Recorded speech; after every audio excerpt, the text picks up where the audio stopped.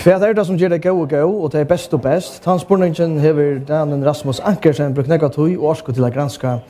Han har fyllt toppløyeren innan vinnerløyv og politikk, og han er begge vant, hjelpt og kanna elite og utrettarfolk.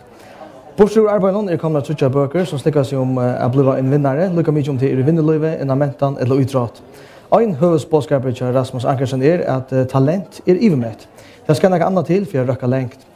Nastløtene at vi da får noen båd på hva skapar vinnare og hva de gode venner kunne gjøre til suksess. Velkommen Rasmus Ankersen. Tak skal du have. I aften er Barbara vært for det her radioshow, men hvis hun skulle bli en rigtig god tennisspiller, kunne hun blive det? Hvor gammel er hun? Hun er først i 20'erne. Jamen, teoretisk set ja. I praksis, så bliver det svært. Hvorfor? For det første, hvis du havde spurgt mig for 20 år siden, så ville jeg sagt, ja, det kan hun helt klart. Hvis du spørger mig i dag, så vil jeg sige, at dem hun skal konkurrere mod om at blive verdens bedste, Caroline Wozniacki og så videre, de har på deres tidspunkt i dag i deres liv haft rigtig mange flere træningstimer, end Barbara har.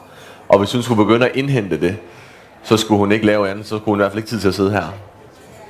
Så skal jeg en ny vært? Ja, så skal vi jo finde en ny vært. Så jeg tror, hun skal holde sig på radiosporet, og så sørge for at få sine træningstimer der. Men et af de pointer, som du har, det er, at man kan nå langt, hvis man vil. Ja, altså vi går jo rundt og tror, de fleste af os, at det der afgør, at nogen bliver gode, og andre ikke bliver så gode, det er medfødt talent. Men jeg kan huske, da jeg lavede min første bog, En Vinders DNA, så jeg meget tydeligt og meget tidligt, at de bedste, det var sjældent dem, der havde været de bedste, dengang de var unge. Altså det er jo åbenbart ikke medfødt talent, som er den afgørende faktor, og det viser alle de studier, der er lavet på det. Man har sådan en regel, der er mange forskere, der graver i det her, og de er sådan kommet frem til, når de studerer ingeniører, sportsfolk og musikere osv., så finder de frem til, at man bliver ikke en ekspert inden for sit felt med under 10.000 timers træning. Og 10.000 timer, det svarer til 2 timer og 42 minutter hver dag i 10 år. Har du haft det? Ikke så meget, du er. Nej, ikke så meget, det var det ikke nu. Der er begrænset sendetid. Har talentet så ingen betydning? Det har i hvert fald meget mindre betydning, end vi tror. Jeg vil faktisk gå så langt nogle gange, som at sige, at talent kan være decideret en ulempe. Der blev lavet et meget interessant studie i USA for nogle år siden, hvor de tog en skoleklasse. Og så gav de dem en udfordrende matematikopgave. Og uden at have set på deres resultater, så valgte de bare at rose halvdelen af klassen for deres medfødte talent og deres intelligens.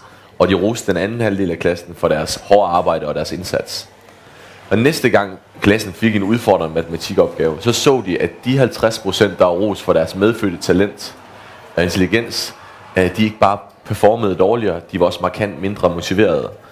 Og da man så til sidst bad alle de her skolebørn om at sende et brev til en anden skoleklasse, hvor de skulle fortælle om, hvordan de havde klaret sig i testen, der så man, at 40% af de 50%, der er ros for deres medfødte talent og intelligens, de løj om deres resultater.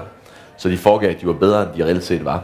Så man havde taget helt almindelige børn og gjort dem til løgnere ved at rose dem for deres medfødte talent. Og hvorfor bliver de mindre motiverede og dovne? Det er fordi, at hvis det er bare medfødt talent, der gør, om man bliver en god radiovært eller en god fodboldspiller, hvorfor så arbejde hårdt? Den anden ting, hvorfor performer de dårligere? Fordi at nogle gange, når man, sådan man gerne vil kalde det talent, så vil man gerne se som et talent af andre. Og derfor lyver de om deres resultater, for det er vigtigt at opretholde det billede af at blive set som et talent, end det reelt set er at lære noget. Så hellere lyver mine resultater, end reelt set at ødelægge det selvbillede. Og det er det, man kalder et statisk tankesæt, og det flytter du ingenting ved.